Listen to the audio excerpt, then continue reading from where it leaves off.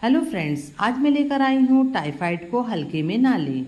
ये 10 लक्षण दिखे तो तुरंत कराएं जांच। नमस्कार दोस्तों, स्वागत है आपका गीताज वॉइस में।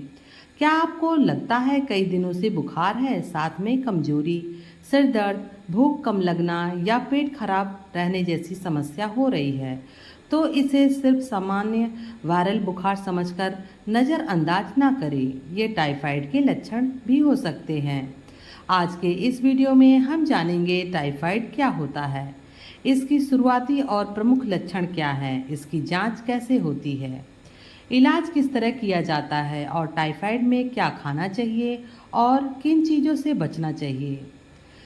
सबसे पहले जानते हैं टाइफाइड क्या है। टाइफाइड एक बैक्टीरियल इन्फेक्शन है जो सल्मोनेला टाइफी नामक बैक्टीरिया से होता है। यह संक्रमण मुख्य रूप से दूषित पानी और संक्रमित भोजन के जरिए शरीर में पहुंचता है। गंदा या बिना सुरक्षित किया हुआ पानी, बिना धुले फल सब्जियां, खुले में रखा भोजन और खराब स्वच्छता इसके फैलने के प्रमुख कारण हो सकते हैं। अब बात करते हैं टाइफाइड के प्रमुख लक्षणों की। टाइफाइड में सबसे आम लक्षण होता है लगातार बना रहने वाला बुखार। शुरुआत में बुखार हल्का हो सकता है और धीरे धीरे बढ़ सकता है।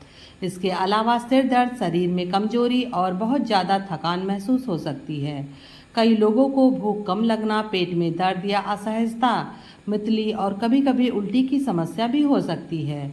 कुछ लोगों में कब्ज हो सकता है, जबकि कुछ मामलों में दस्त भी हो सकते हैं। शरीर और मांसपेशियों में दर्द, सूखी खांसी और कुछ मामलों में शरीर पर हल्के गुलाबी रंग के धब्बे भी दिखाई दे सकते हैं। लेकिन ध्यान रखें, हर व्यक्ति में ये सभी लक्षण एक साथ दिखाई दे यह जरूरी नहीं है। टाइफाइड के शुरुआती लक्षण कैसे पहचानें? शुरुआत में टाइफाइड सामान्य वायरल बुखार जैसा लग सकता है। हल्का बुखार, सिर दर्द, थकान और भूख कम लगना जैसे लक्षण दिखाई दे सकते हैं। बाद में बुखार बढ़ सकता है और कमजोरी तथा पेट से जुड़ी समस्याएं ज़्यादा स्पष्ट हो सकती है। इसलिए केवल लक्षण देखकर यह तय नहीं किया जा सकता कि बुखार टाइफाइड की वजह से है या किसी दूसरे संक्रमण की वजह से है। अब सबसे ज़रूरी सवाल, टाइफाइड की जांच कैसे होती है?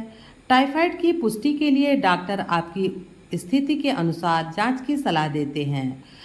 ब्लड कल्चर टाइफाइड की पहचान के लिए महत्वपूर्ण जांचों में से एक है, खासकर बीमारी की शुरुआत चरण में है।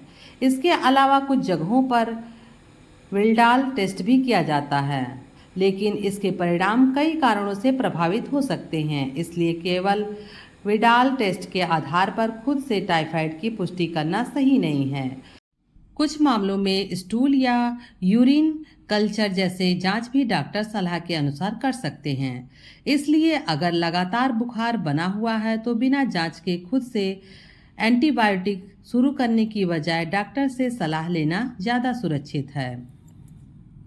अब बात करते हैं टाइफाइड के इलाज की। टाइफाइड बैक्टीरियल इन्फेक्शन है और इसका इलाज डॉक्टर द्वारा निर्धारित एंटीबायोटिक से किया जा सकता है।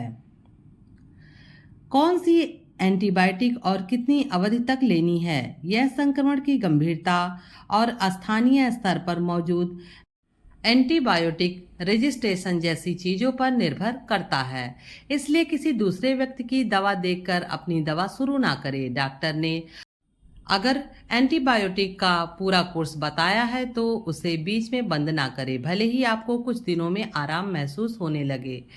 इसके साथ पर्याप्त मात्रा में तरल पदार्थ लेना, आराम करना और हल्का पौष्टिक भोजन लेना भी रिकवरी में मदद कर सकता है।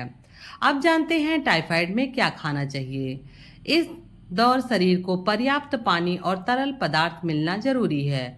पानी, ओआरएस और अन्य सुरक्षित तरल पदार्थ के लिए जा सकते हैं। खाने में हल्की खिचड़ी, दलिया, दाल का पानी और आसानी से पचने वाले भोजन को थोड़ी थोड़ी मात्रा में लिया जा सकता है। एक बार में बहुत ज़्यादा खाना खाने के बजाय दिन में कई बार थोड़ा थोड़ा भोजन करना कुछ लोगों के लिए ज़्यादा आरामदायक हो सकता है। जैसे जैसे तबीयत बेहतर होता है, भोजन को धीरे धीरे सामान्य किया जा सकता है। अब जानते हैं किन चीज़ों से बचना चाहिए।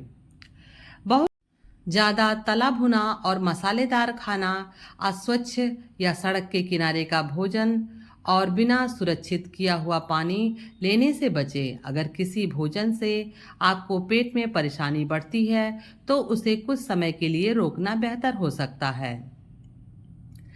अब एक और ज़रूरी बात, अगर तेज पेट दर्द हो, लगातार उल्टी हो रही हो, बहुत कम पेशाब आ रहा हो, मल में खून दिखाई दे, सांस लेने में परेशानी हो, बेहोशी या भ्रम जैसी स्थिति हो या इलाज के बावजूद हालत बिगड़ रही हो तो तुरंत मेडिकल सहायता लें, क्योंकि इलाज में देरी होने पर टाइफाइड कुछ मामलों में गंभीर जटिलताओं का कारण बन सकता है, जैसे आंतों में ब्लीडिंग या आंत में छेद होना।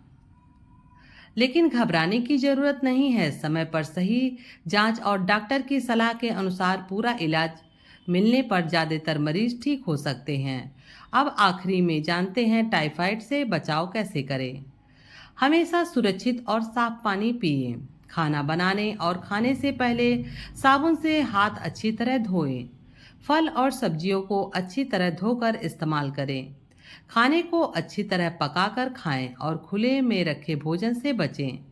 घर और आसपास साफ सफाई रखें। जहां उपयुक्त हो डॉक्टर की सलाह से टाइफाइड वैक्सीन के बारे में जानकारी लें। तो दोस्तों, टाइफाइड के लक्षणों को पहचानना जरूरी है, लेकिन केवल लक्षणों के आधार पर खुद से टाइफाइड की पुष्टि या इलाज ना करें। लगातार बुखार या अन्य लक्षण होने पर योग्य डॉक्टर से जांच और सलाह जरूर लें।